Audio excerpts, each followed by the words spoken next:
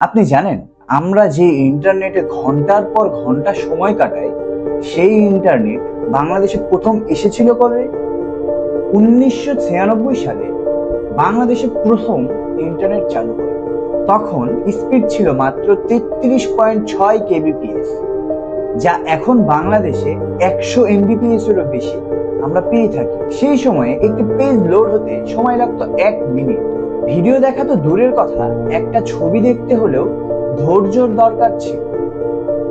তবে তখনও মানুষ বলতো ইন্টারনেটই ভবিষ্যৎ। আজ বাংলাদেশে 13 কোটিরও বেশি মানুষ ইন্টারনেট ব্যবহার করছে।